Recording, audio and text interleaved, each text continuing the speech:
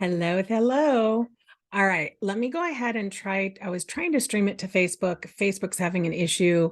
I'm going to go ahead and just get started. We had about 35 photographers register, but I know everyone is always busy, so I want to just get to the meat of it. So let me go ahead and get started, and then I'll check back in the chat to make sure that I am letting people in when they come. All right. So I would love it if you'd put your type of photography in the chat because definitely love to see that. And today I'm going to be sharing common mistakes that photographers make so that you guys can fix them, boost traffic, and turn Pinterest into a lead machine. We will be finding keywords for your business today after the education, sort of a workshop type of situation. So that way, when you leave this masterclass, you actually have some work done, which will be very exciting. So while I'm presenting this information, if you can open your Pinterest account so that you can follow along and be able to find these keywords for your business, that would be amazing. And I will also be taking any questions that you have at the end. So make a note of it. I'm one of those people who I have a hard time answering questions in the middle of presenting. I just don't have that skill set that so many people have. So for those that don't know me, my name is Jen Vasquez. I had a career in corporate America. My last position, I was a division director at a Fortune 500 company. And I grew and moved up in the company and ended up being the person that would train everyone on business to business marketing with relationship building. Back in the day, that was not sort of something that they taught or that most people were aware of. It was more like sales. And so the way that I did it was more sort of building these relationships, which has obviously done well for my other businesses. I was really, really tired of leaving for work before my kids woke up and coming home after they went to bed. And it was very frustrating. I had been photographing family sessions on the side and was sort of the unofficial photographer for my family, as most you photographers probably are. So I decided to leave corporate America at the shock of my husband. I gave my notice and knew that I knew sales and marketing. I had been photographing. And so I felt pretty confident that I could grow an actual full-time business with it. And so I took that leap in 2009. I got an invitation by Pinterest in 2009, the year that I started my business. This was when it was in beta only. So it was sort of by invitation only from a friend. And I knew instantly that it was going to be a great way for me to get my information out there, get my photos out there, and be able to start booking families. So for years, my photographer friends and wedding vendor friends, because I did family and weddings at the time, asked me how I was using Pinterest to actually get clients. And I would let them know and I would give them tips and tricks. And this went on for years. And once my youngest was in junior high, or was a junior in high school, I finally launched my second business, Jen Vasquez Media, in 2018. So I always like to say, why should you take my advice? And I think that everyone should think that when they're working with an educator, right? What gives you sort of that credibility? And besides me growing my photography business with Pinterest, I've been teaching Pinterest since 2012 and officially teaching it in 2018 when I started my second business. And then last year, I was super honored to be hand selected by Pinterest themselves, one of about 25 people selected as a Pinterest pioneer, to be able to help educate and answer questions in their Pinterest business community. So that really sort of obviously helped me to feel really confident that I know what I'm talking about because Pinterest actually sought me out to get me to do this. And then also last year, Tailwind asked if I would help with education. And so every couple months or so, I do audits for them and for all of their clients. And they ended up sponsoring my first summit also this year. So it was very exciting. And it is a way that you could know that I know what I'm talking about because Pinterest actually is working with me.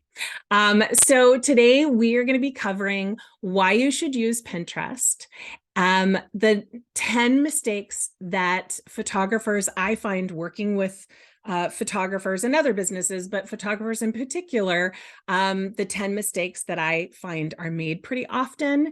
And also, I'm going to be helping you live in workshop style at the end of this to actually find keywords for your business so that you leave this masterclass with actual work done, because we all don't have a whole lot of time. As a photographer, I know. All right. So I always like to start with why Pinterest. I think it's important that you know, sort of in the scheme of all of the social media platforms out there, how Pinterest is ranked so that you can know why it is helpful to use Pinterest. There are a ton of reasons. I can give you stat after stat after stat, but I'll give you 3 stats today in that effort to save time of why it's really important. Number one, Pinterest has 450 million monthly active users as of February 2023. So people are using Pinterest every month on a consistent basis. 450 million of them are using it monthly, which is exciting. And data published in the company's most recent investor earnings report shows that Pinterest's monthly active users have grown steadily over the past 3 months. What happened in 2020? Everyone was home and their stats went through the roof. Records were broken on all of those stats. And we're now back to the time when we're starting to see all of that upward growth and momentum. And there's big deals being made by very big companies like Dot Meredith, which owns Home and Garden, and all these other magazines have completely made a big deal to do all of their advertising on Pinterest. So if big companies are choosing to invest in this economy, it means that it's a really good investment. And then third, there is less competition on Pinterest for business. So I'm going to share some actual stats with you that were from this year. TikTok has 1.051 billion users, Instagram 2 billion, YouTube 2.514 billion, Facebook 2.958 million, and Pinterest has 450 million. So if you consider all of the billions of people that are on the other apps, and you consider that Pinterest is in the millions, it basically means that there's less competition and way more room for growth. And the people, the businesses that are on there and using it to market their business aren't always using it the correct way or the most effective way to actually drive traffic to their content, which helps to actually book clients, right? They're just sort of throwing images up there. So your competition is so much less. And a bonus about Pinterest is it's the ultimate low energy social media platform. There are no bullies on there, just good vibes and inspiration, because it's the place where people go to change their lives, discover new ways of doing things, ways to save time, and it's extremely positive. But the best part about Pinterest is that it's the easiest social media platform to use to market your business. So my clients typically spend about an hour each week working on Pinterest, and they tell me consistently over and over and over again that Pinterest is once they focus on Pinterest, right, and get all of the details on how to use it effectively, they tell me it is the #1 refer to their website from all the social media platforms. So it means that I don't know about you, but I tend to spend way more time on Instagram than an hour a week that I spend on Pinterest. And still consistently year after year, Pinterest is the biggest driver of and from all the social, excuse me, from all the social media platforms. So it is very effective with a tiny bit of time investment. So it gives you the biggest bang for your time buck. And it's insane. So the other thing that I always like to touch on, and I think it's super important, is that the lifespan of social media platforms, because you want to know that the time you spend creating a post on any platform is actually going to be effective and sort of last. So we'll start with Instagram. Instagram before Reels was about 24 to 72 hours for each story or post on there. And then with the advent of Reels, the longevity went to around 14 days. And today, it's even less than that. I think they say it's somewhere around 5 or 6 days for that post to last for a reel. And that's assuming you're sharing it to your stories and all the other tips that you want to use or incorporate when you're using Instagram. Then we have Facebook, and Facebook is about 5 hours. So any post that you put on there will typically last 5 hours. These stats are not assuming something going viral, because that's a totally different story. So just real stats for all the posts. YouTube is a bit longer with about 30 days in terms of the lifespan. And it could be longer if you consistently share videos on a regular basis, and if you share those videos in your email list, and if you're using all the tricks for YouTube, it could last a little bit longer than that. But Pinterest is 3.895 months, and in some cases, years. I have a few of pins that pop up each month that are from 6 and 7 years ago, which as a photographer is quite embarrassing, as you would probably understand, because you are obviously much better than you were 7 years ago. However, if it is still driving traffic to my content and to my website, and especially some of the people that have got in contact with me from these old photographs, when they see my new photographs, they're like super impressed and like ready to work with me. So it is incredible that the small amount of time that you spend each week could last months and months and years, even if you're doing it right? So let's go ahead and dive into the meat and potatoes of this presentation. Again, for the people that have joined a little late, we're going to have sort of an education portion where I'm going to cover all of the different mistakes. And then we're going to go ahead and have look for actual keywords for you and your business so that you can keep track of these and actually leave this masterclass with work done on your business to give you kind of a head start on Pinterest. And then I'm going to answer any questions you have, and I'll stay on as long as you need me, as long as you guys have questions. Otherwise, we'll make it a short meeting and great. Okay. All right. So tip number one, or mistake number one that many photographers make, is claiming their website and having a cover photo. Did you know that Pinterest accounts that do not have a claimed website actually receive far fewer engagements? That's one of the first things that you should always do when you are working on Pinterest, is make sure that it's set up that you're claimed for your website. Number one, you want to see all of the analytics, right? Because that's like super important, especially when you're working on Pinterest to market your business. For any marketing, if you're not looking at the analytics, you can make assumptions about what's working, but you may not actually know what's working.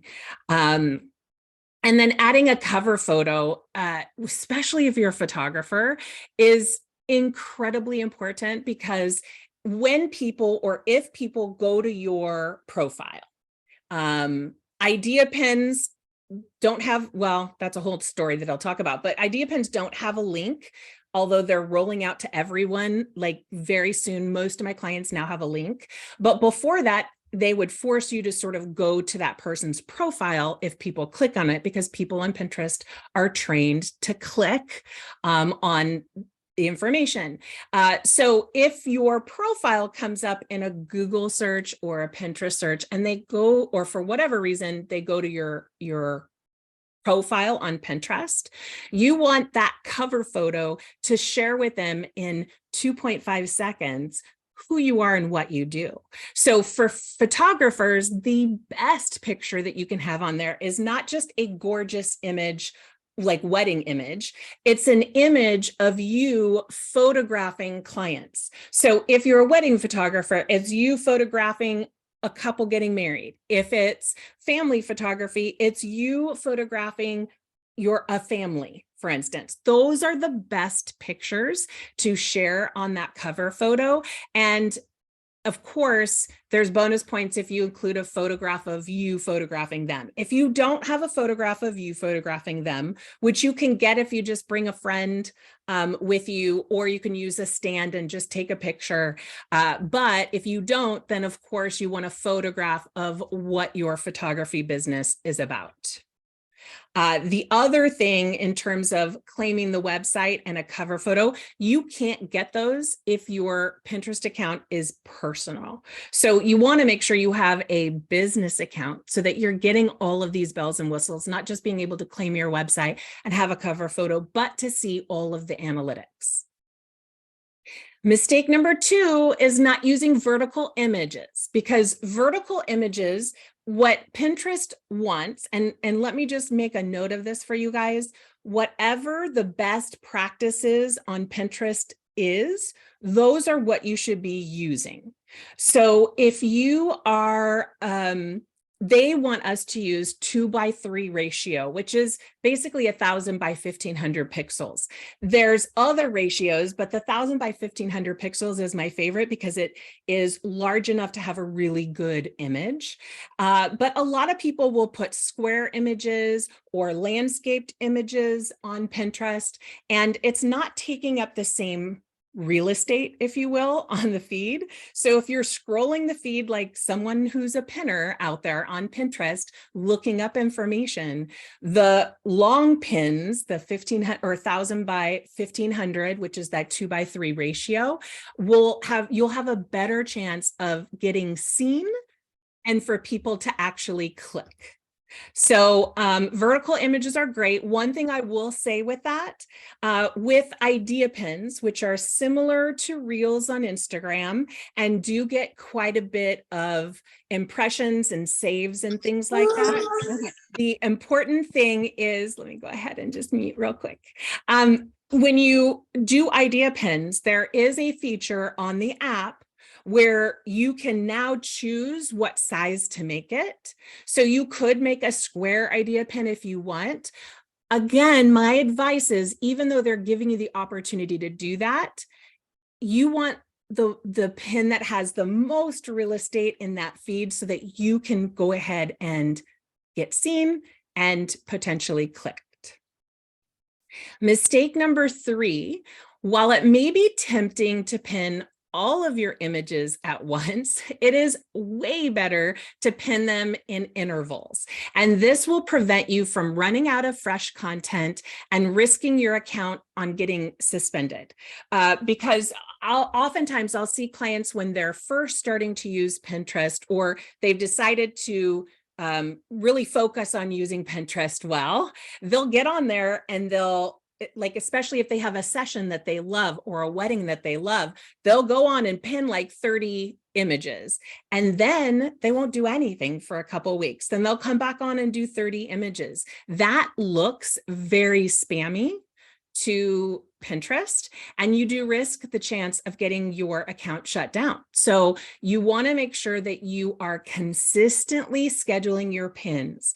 You can do this with a third-party platform. I love Tailwind, and if you want a free trial and for right this minute, there's a forever free Tailwind account, but little birdies, as I help education with Tailwind, I've been notified that that might be going away. So if you don't have a Tailwind account, I highly recommend that you get one because it can be free just to try it out. It doesn't hurt. Let me know in the chat if you'd like that. I can give you my affiliate link so that you can get that free account. Also, Pinterest has a scheduler built into Pinterest. So you can schedule up to 30 pins, and it's over a 2-week period. So if you're pinning week by week and you're spending an hour pinning each week, then that's something that you could totally do within the scheduler. One thing that I love about Tailwind, though, is that you can I like to go in there and do it because I actually manage Pinterest accounts for other photographers and other businesses. I love to go in for my own and do a month's worth of content at one sitting and then not have to think about it for a month. So as a busy photographer, that I find is like the easiest way to do it. Also, my clients who spend about an hour or so a week will use Tailwind to be able to do that. I do have clients that only use the scheduler, and it does take them more time because obviously a third-party scheduler is a way to Tailwind for free gives you actual pins that they create for you. It's like kind of a whole thing that I'm not going to get into, but the bottom line is that you want to make sure you're pinning consistently each day, whether that's 1 pin a day. So you spend an hour making 7 pins, you put the 7 pins out, 1 each day, that works as well to grow your account. Or if you're doing 3 to 5 pins a day. However you want to do it is fine, but only commit to the number of times that you want to do it, that you know you can do it, even in busy season, if you're a wedding photographer or even a family photographer, right? We have busy seasons. Like for family photographers, it's toward the end of the year. That's like really busy. So make sure that you have it planned out how much time you can give to it before you commit to just throwing up 6 pins today and then no pins for a while, because again, it can look really spammy. All right, number 4, not using content thoughtfully. And when I say that, what I mean is when you write sort of an educational blog, and yes, you should absolutely be writing educational blogs. They're a reason to get found in Google. They're a reason for clients to start to build that know, like, and trust of you by hearing your advice and then deciding to work with you. They are very, very important to your photography business rather than just sessions. And I know it can be hard because you're super busy. So I always recommend that photographers write these blogs in not a busy season. And each year you can just update the ones that you already have, including updating the date and updating the photos, right? That's super important. But that could end up being stuff that you can do during not busy season. So you're going to write education blogs or a photo session or a wedding, and then you want to create 3 to 5 pins for that blog with your gorgeous images. You want to have text over it, which feels super wrong for a photographer, but let me tell you why. If you have a gorgeous image, let's say you're a wedding photographer and you put up there on Pinterest a really gorgeous image from one of your sessions, chances are that is going to get saved to a future wedding board, right, by a 17-year-old. It doesn't necessarily mean people are saving it because they want to book you as their photographer. They may be booking it for someone else. The maid of honor might be pinning these to a board for the bride, all kinds of things. Having text over the image tells people why they should click on that pin and go to your website. We'll talk more about this when we're talking about keywords, because that's very important. But in terms of using your content thoughtfully on Pinterest, You want to take a session that you've done, create 3 to 5 pins with text overlay, a call to action, your website on there. You want to pin to 1 or 2 boards. It used to be we would pin 80 pins a day and we would pin it to 10 different boards.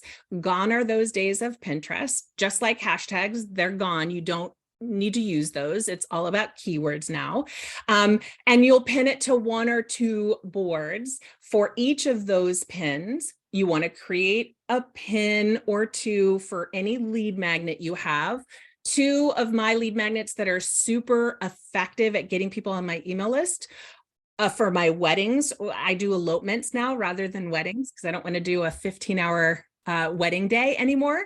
But if you, when you're creating these, the emergency checklist for weddings is one that is always high ranking for me. And you're engaged, now what? That blog post, both of those blog posts and pins are always my top ranked pins. And it's educational content, but I'm also, within that blog, telling them kind of how I work and what I believe is most important. And if someone vibes with that and they're in your area, chances are they're going to reach out to you. That's how I get the majority of my clients on Pinterest, is not just these gorgeous images that are up on Pinterest, but it's those educational posts that allow people to start to trust me to consider reaching out. You also want to make sure that if you're pinning, let's say you make 3 pins, each of those pins should have different content. So I'll take a family photo as an example. You can have a picture of mom and dad, and you can say reasons to take family photos and get your husband's picture with you or something like that. The next one could be family photos or winter family photos. The next one could be family photo tips. So maybe this is an educational content and you have family photos on there, but you have some education on there. Each of those pins have a different text over the image, but they're all pointing to the same blog post so that you have 3 times the opportunity to get found no matter what someone is searching on Pinterest. And you want it to, let's say you pin one of the pins to 2 boards. One's going to go to couple photos and one's going to go to family photos. Well, if the photo is of mom and dad, because you just took a photo of mom and dad like I do for all family photos, then you would want to pin that to the couple board first. And then later on, after about a week, like you don't want the same URL going out too often, you'll put it on the family board, because that photo of mom and dad is more appropriate to couple photo boards than family photo boards, if that makes sense. So you want to pin it to the most appropriate board first.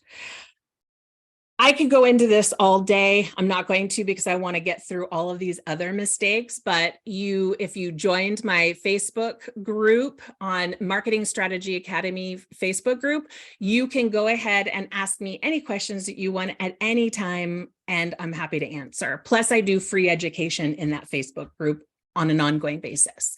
The mistake number 5 is only using your gorgeous images. This is what we're talking about with the text overlay. I totally understand the importance of creating content that catches the eye of your target audience. And when it comes to Pinterest, it is crucial to keep in mind that people scroll through images quickly, right? If a gorgeous image catches their eye, they might save it to a board, a future board, or an ideas board, or something like that. So many times photographers don't want to sort of ruin their gorgeous images by putting text over it. And believe me, I totally get it. I hate putting text over images that I've taken, because I want that image to like stand on its own. But guess what? I'm using Pinterest to grow my business.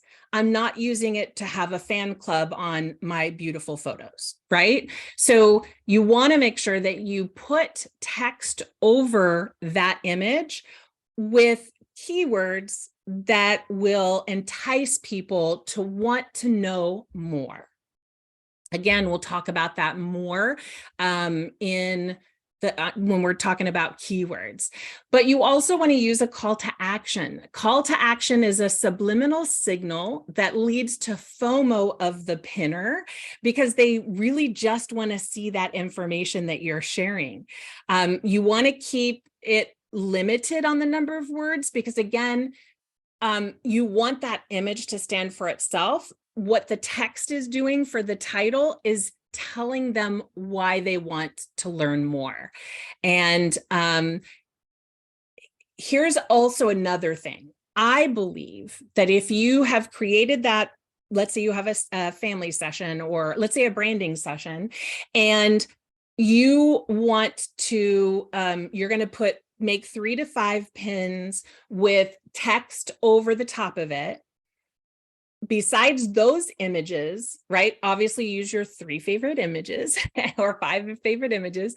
Then you're going to go to the rest of your images and put 3 to 5 more images or more, again, over time, not all in one day. Regular images, just images, because especially for like branding photos, I will have boards for coaches, boards for branding for photographers, boards for, one of my clients has boards for chiropractors, all the people she typically works with an ongoing basis. And so we're going to put the text, the images with the text overlay telling people why to click.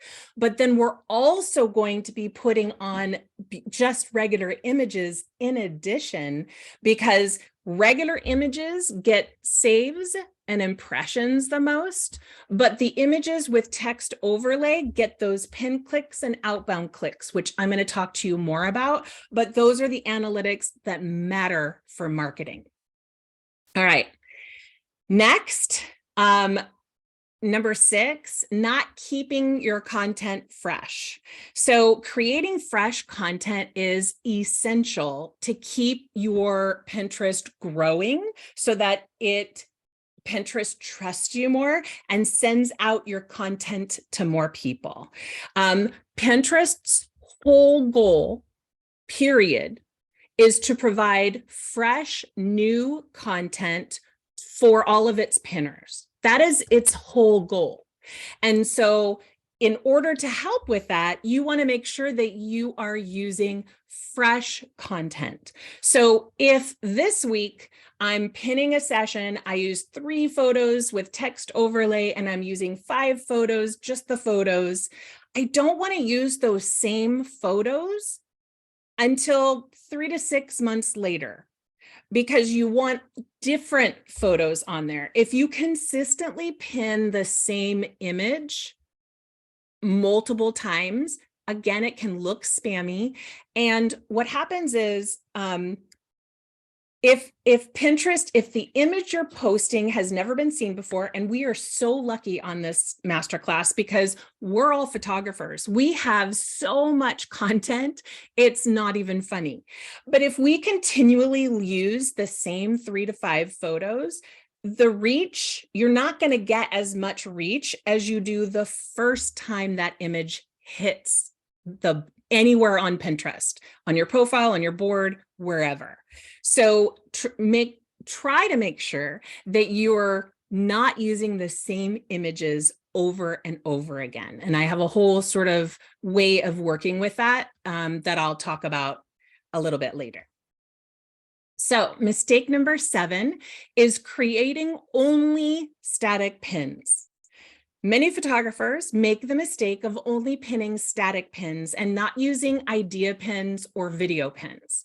One that goes around is, one thing I hear about is people saying, okay, well, since idea pins are sort of ranked a little higher than everything else, I'm only going to be creating idea pins.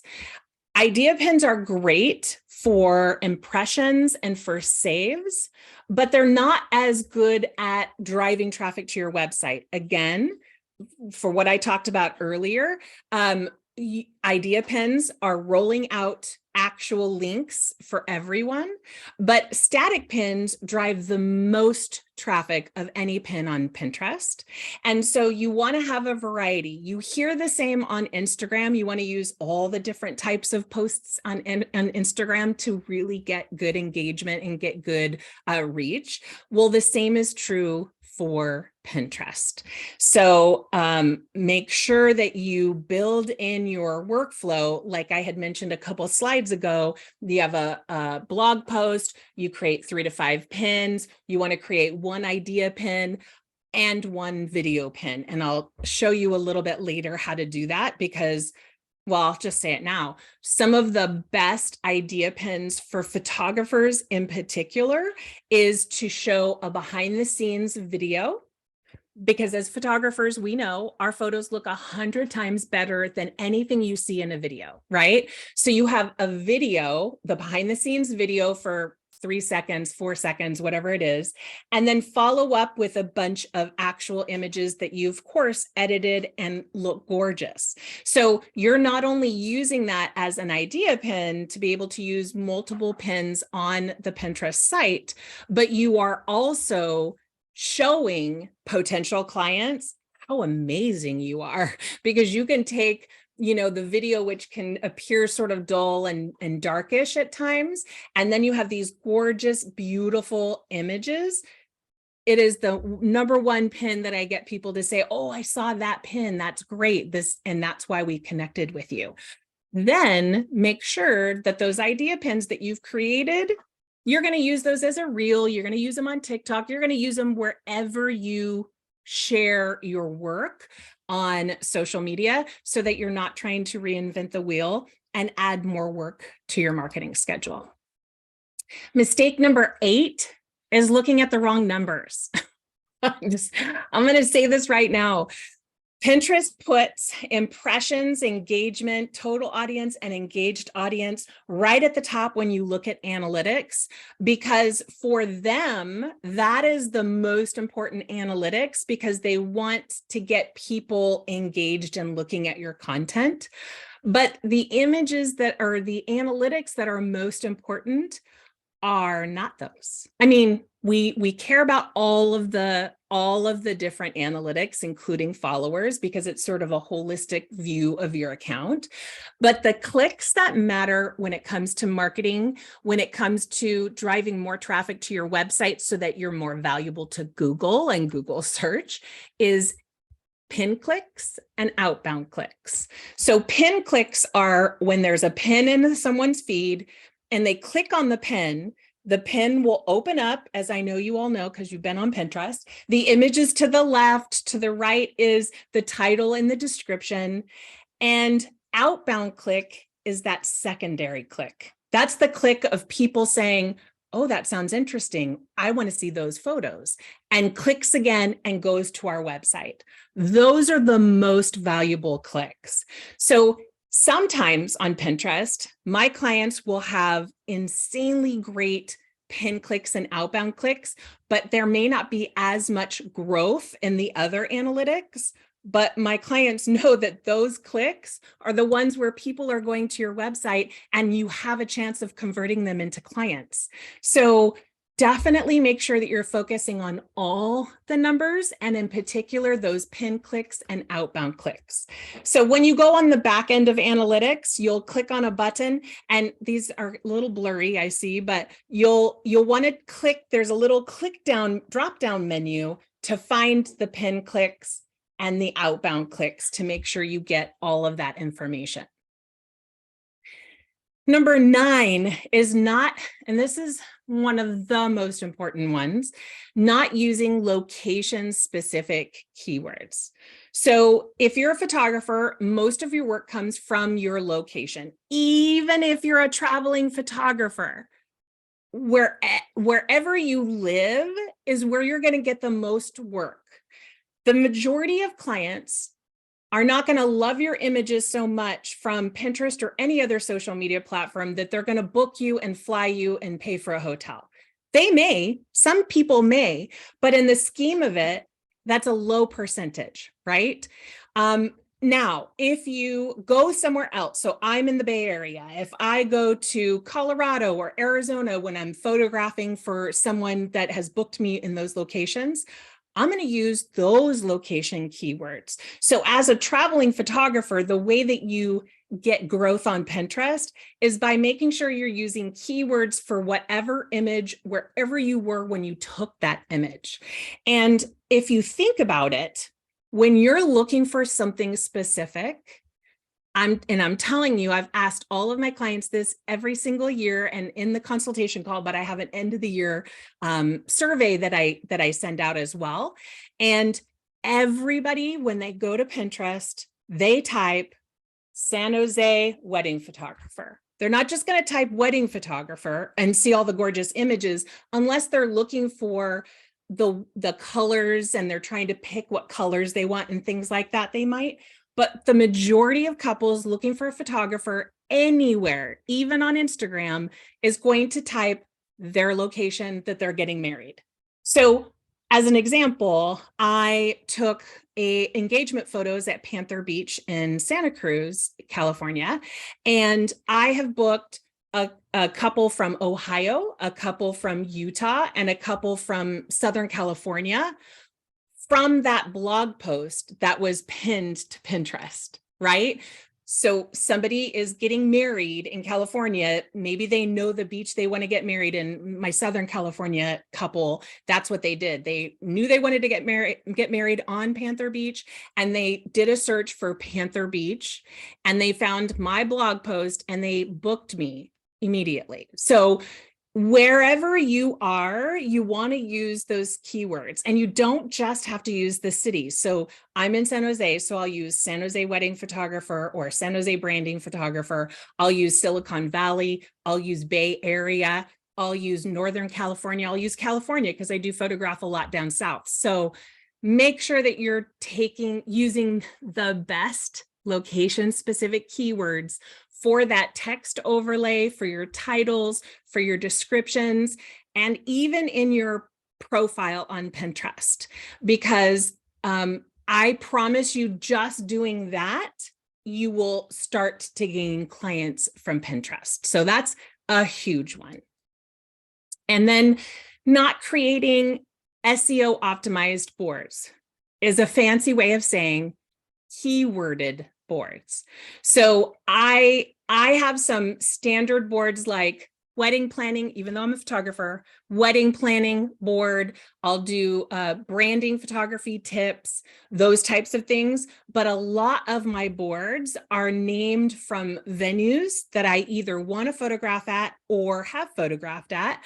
I will also use boards for myself, I'll say Jen Vasquez Photography, San Jose, or I'll use some form of that.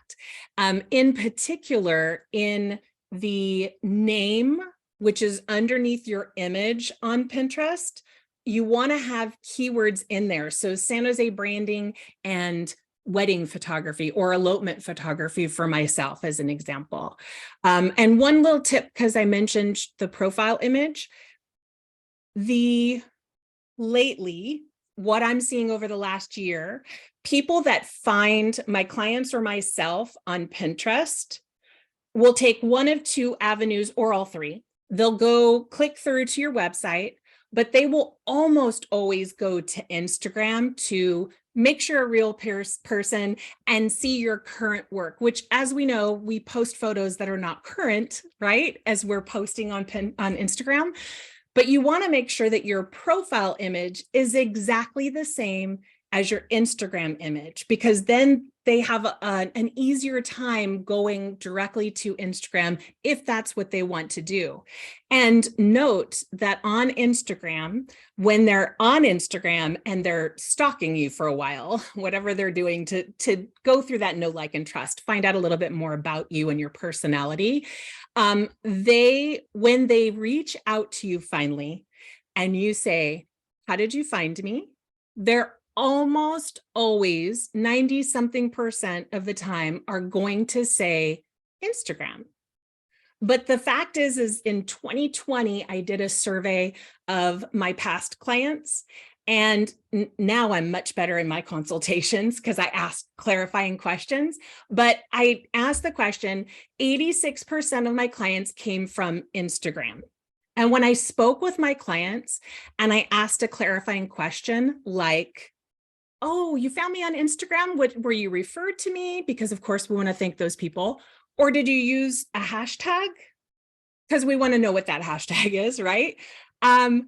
They so many times they paused and said, oh, well, actually, and the number different answers was Pinterest or my blog post. But the reason why they told me Instagram is because they're gonna tell you where they were when they decided to reach out to you, not actually how they found you. So if you learn anything from today's masterclass, learn to ask some clarifying questions to verify actually how they first found you. That will be amazing for your business. Okay, before we go to the live where I'm gonna pull up my screen and we're gonna go over keywords for you and your business. I wanna make sure you know that I have a special deal for you if you've decided that, or you decide in the future that you want to use Pinterest to actually book more clients. I have a group coaching membership, which is called Pinterest Strategy Academy. I'm live twice a week. One of the sessions is for Q&A sessions. So if you're working on Pinterest and have a question of any kind, you can get that answered live. And then the other one is a pinning session, which for my clients in group coaching, I didn't know this would be the case, but that's how they're using it to be able to be accountable and actually get that Pinterest work done. So they spend that time getting their Pinterest work done. I have monthly masterclasses where I dive deep into one particular area of Pinterest or Tailwind, and do hot seats where I can help one person exactly of what they need. And there's just pages and pages and pages of Pinterest tools to make Pinterest 100 times easier. It's normally $97 a month, but for the next 2 days, it's only $194 for 3 months, which means that you're getting 1 month totally free and you can cancel at any time. So if you're interested in that, just go ahead and take a picture of that QR code. This video will also be sent out in a replay if you don't do it right now. All right, let me go back on now and let's go ahead and dive into keywords. I have found the easiest way to save time with Pinterest and still use Pinterest to grow my business is to have a list of keywords. So pull your phones out, take a photo of that. I'm giving you absolutely free my keyword builder.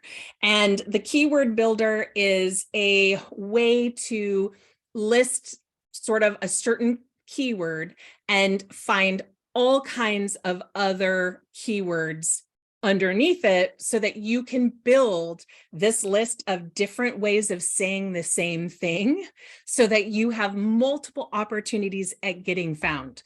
Remember, I told you, you want to have different titles for those 3 to 5 pins that you make from each session or educational blog post.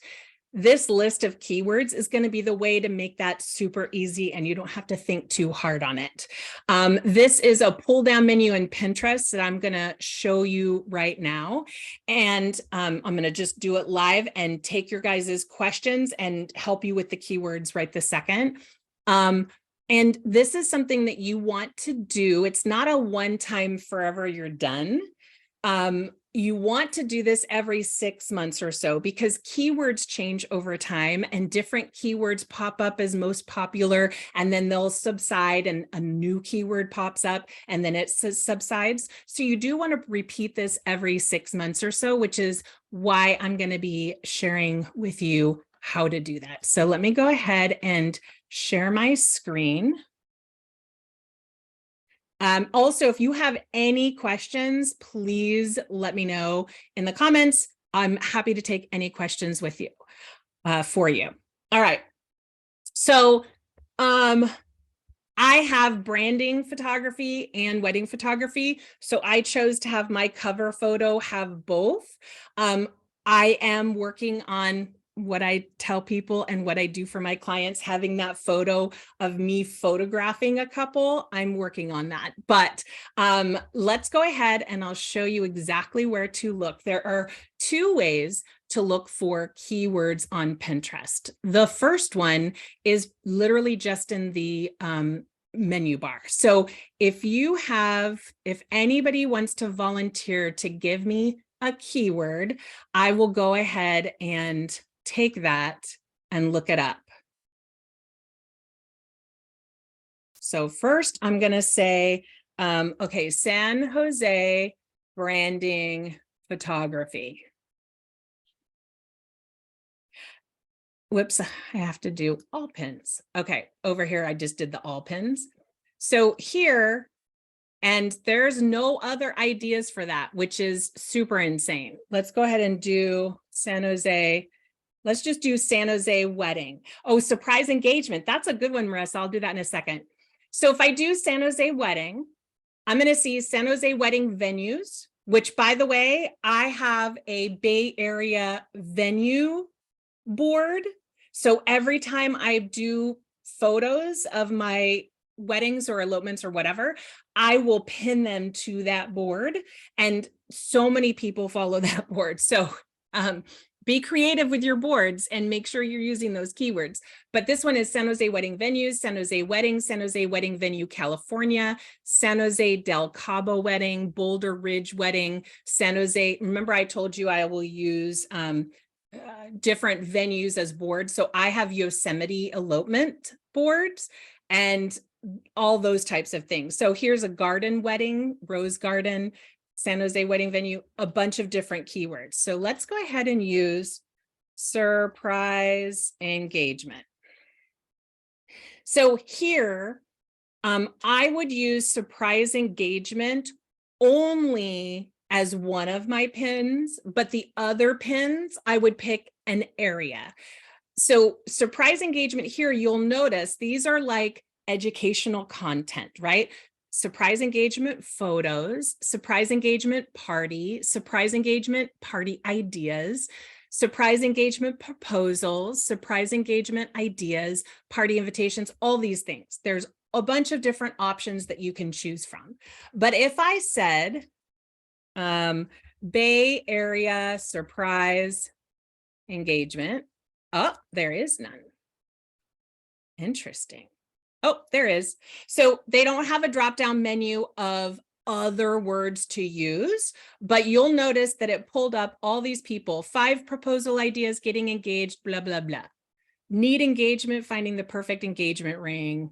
You're going to notice all kinds of like ads and things like that, but engagement photo ideas. So in surprise engagement, you'll notice just engagement. You'll also see a surprise proposal. This person used a landscape image. It's one that we would probably miss as you're scrolling through here, which is why you want to use those long 1000 by 1500 pixel size. 5 proposal ideas for a spectacular surprise. This is also the place that I get ideas on what blog posts I want to write. Whatever is ranking on this first page, I probably want to write some educational content about it. Let's put Dallas engagement. Dallas engagement photos locations, Dallas engagement photos, Dallas engagement pictures, blah, blah, blah. So maybe make a board that says surprise. Oh, I would have a board that says surprise engagements. And then you can have content on there that's ideas and photos that you've taken. You want to make sure you're making boards that are wide enough to be able to do it. But because you want people to find you, I would make sure, Marissa, that you're using your location. So you could use your city, the area, whatever that is. Like for me, it's Bay Area or Silicon Valley, or even California, like just using those terms on different pins. So you have three pins, let's say. One can be an area, one can be a city, and the other one cannot have anything. You'll notice that the people that have the outbound clicks are going to be one of the specific keyword terms. All right. Let's go ahead, and I'm available to take any questions that you have about anything on Pinterest at this point. So any questions on that, or we'll make it an early masterclass. Marissa, Michaela, Karen, do you have any questions about Pinterest you want to ask me? You can unmute and ask, or you can go ahead and throw them in the chat. All right, awesome. Oh, we got more. Let's see. Okay, no worries. I can wait. Marissa, you can unmute too. Okay, yeah, I'm sorry. I was in the That's okay, no worries. I'm in the middle of like a battle royale for nap time for my little ones. Oh, I know. I have adult children, 20 and 22, and they're making so much noise right now. So yeah. I get it.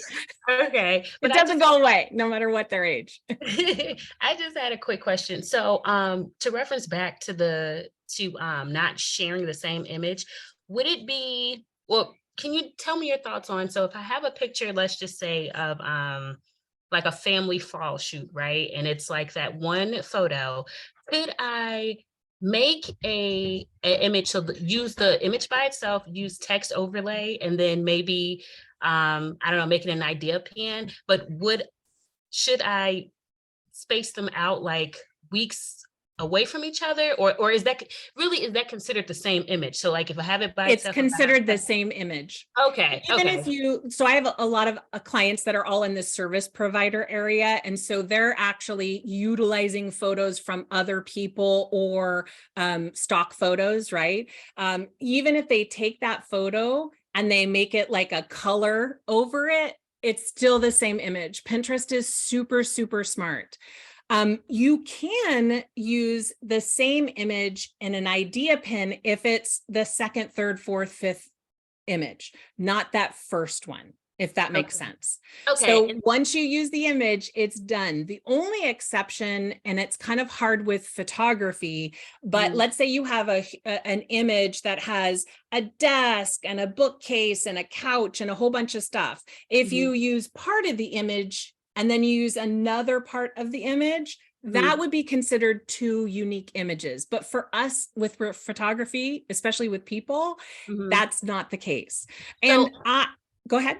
If we were using Tailwind, and you know how Tailwind can make like 100 photos, it's still considered totally the same pin. And you will notice that you aren't going to get as much reach on that second time that you've used that photo than if you don't. The exception to that is if 6 months have gone by and you want to repin that same pin that got the most engagement, that first one that went out, you could use that again 6 months-ish, because by that point it's considered new again and fresh because it's buried under all the other pins, if that makes sense. So that is an exception.